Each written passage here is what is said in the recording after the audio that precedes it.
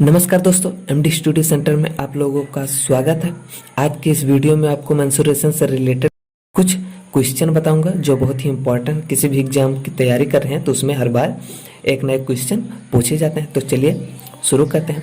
तो देखिए, सबसे पहले यहाँ पर दिया हुआ है दो शंकुओं के आयतनों का अनुपात 4:1 है, उनके व्यासों का अनुपात 5:4 है, तो उनकी ऊंचाइयों का अनुपात ज्ञात करें। अब इनके ऊंचाइयों का अनुपात ज्ञात करना है दोस्तों। ऐसा क्वेश्चन आपको किसी भी कंपटीशन एग्जाम में हर बार पूछे जाते हैं।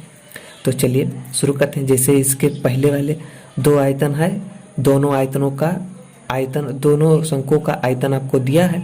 तो पहले आयतन को हम B1 मान लेते हैं और इसे दूसरे वाले को B2 मान लेते हैं। अब इनके आयतनों का अनुपात, तो आयतन इनका कितना होता है? शंकु का आयतन आप जानते हैं दोस्तों, शंकु का आयतन होता है 1/3 पाई आर स्क्वायर एच होता है। तो आप क्या करना है, दो शंकु दिया है तो दोनों का मान अलग होगा ना, क्योंकि आयतन अलग है तो ऊंचाई त्रिज्या सब अलग होगा। तो इसे R1 मान लेते हैं, इसे H1 मान लेते हैं। दूसरे वाले का भी वही होता है 1/3 पाई आर स्क्वायर एच, अब इसे 2 मान लेते हैं। अब इस प्रकार से हमें दिया है। अब देखिए 1/3 पाई ये दोनों दोस्तों कैंसिल हो जाएगा। अब ये इसका मान अलग है, इसका मान अलग है, ये नहीं कैंसिल होगा। तो बराबर क्या हो जाएगा, R1 स्क्वायर H1 बटा R2 स्क्वायर H2। अब इनके आयतनों का अनुपात दिया है 4:1, तो 4/1 हो गया। इस प्रकार से हो गया। अब इसे हम इस प्रकार से भी लिख सकते हैं, जैसे देखिए R1 बटा R2 का होल स्क्वायर कर सकते हैं, क्योंकि स्क्वायर दोनों पर लगा है गोड़े में। H1 बटा H2, अब बराबर इसका कितना दिया है, 4/1 दिया है। अब देखिए दोस्तों, अब हमें ऊंचाइयों का अनुपात निकालना है। तो हमें ऊंचाइयों का अनुपात निकालने के लिए, अब अगर हमें त्रिज्या मालूम हो जाए तो ऊंचाई का अनुपात आराम से निकल जाएगा। अब यहाँ पर कुछ दिया है कि उसकी सहायता से आप उसकी त्रिज्या निकाल सकते हैं। तो दिया है उनके व्यासों का अनुपात 5:4 है। तो उनका व्यास तो क्या होता है, व्यास होता है त्रिज्या का दुगना होता है। तो त्रिज्या का दुगना होता है तो आप इसे लिख सकते हैं 2R1 और 2R2 बराबर दिया है 5/4। अनुपात मतलब 4/5 इस प्रकार से दिया है। अब देखिए दोस्तों, 2 यहाँ से कैंसिल हो जाएगा, 2 कैंसिल हो गया तो क्या R1 R2 हमारा निकल नहीं गया, निकल गया। अब वही हमें करना है। अब देखिए R1 बटा R2 का स्क्वायर गुणे में H1 बटा H2 बराबर 4/1 दिया है। अब R1 और R2 का मान हमें पता ही हो गया, 5/4 इतने का स्क्वायर गुणे में H1 बटा H2 बराबर हो गया 4/1। अब ये देखिए इसका आप हमें क्या स्क्वायर है मतलब वर्क करना है, 5 ये हो गया 25, 4 चौका ये हो गया 16 गुणे में है H1 बटा H2 बराबर हो गया 4/1। इस प्रकार से हमारा हुआ। अब इसे क्या करना है, इधर इसके गुणे में है, इधर जाएगा क्या हो जाएगा, बटे में होगा। तो बटे में होगा तो आप देखिए किस प्रकार से होगा। तो H1 बटा H2 बराबर हो गया 4/1, तो पहले से था, अब ये भी बटे में होगा तो हो जाएगा 25/16 इस प्रकार से हो गया। अब देखिए इसका हम क्या करें कि इस प्रकार से इसमें गुणा हो। तो अब जानते हैं कि इसका हर इसके अंश से गुणा होता है और इसका अंश इसके हर से गुणा होता है। तो हो जाएगा H1 बटा H2 बराबर ये 4 का गुणा 16 से करेंगे, 16 का गुणा 4 से करेंगे तो हो जाएगा 64 और ये हो जाएगा 5 का 1 से गुणा करेंगे हो जाएगा 25। इस प्रकार से H1 अनुपात H2 बराबर हो जाएगा 64:25। इस प्रकार से ये हमारा पहला क्वेश्चन हल हुआ दोस्तों, बहुत ही इजी तरीके से हो गया। तो चलिए सेकंड वाला क्वेश्चन देखते हैं। दो घनों के आयतनों का अनुपात 1:8 है, तो उनके भुजाओं का अनुपात होगा। तो मान ले क्या माना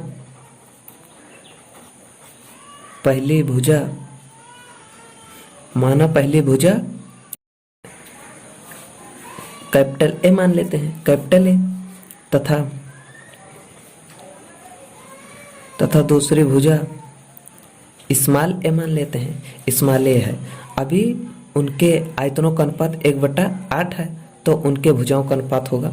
तो अब देखिए, अब इनका आयतन क्या होता है, घन का आयतन होता है भुजा क्यूब, तो भुजा क्यूब है तो ए का क्यूब स्मॉल ए का क्यूब बराबर दिया है 1:8, तो 1/8 इस प्रकार से होगा।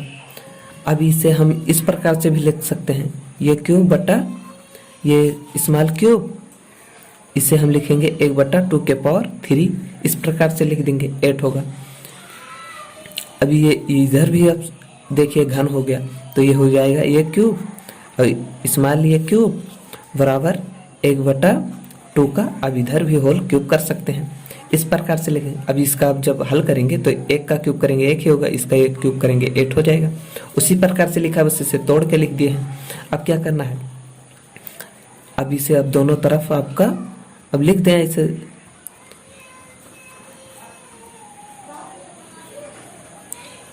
दोनों तरफ घनमूल करने पर, दोनों तरफ घनमूल करने पर तो ये हो जाएगा सिर्फ ए और ये भी हो जाएगा ए, और ये हो जाएगा 1/, ये हो जाएगा 2, ये हमारा होगा। अब उसके बाद अनुपात पूछा है, तो ए बराबर 1:2, इस प्रकार से ये हमारा भी आसानी से दूसरा भी क्वेश्चन हल हो गया दोस्तों। अब यही आपको सूत्र जानना जरूरी है, सूत्र जानते हैं तो आप आसानी से कर लेंगे। इस प्रकार से हमारा दूसरा भी हल हो गया।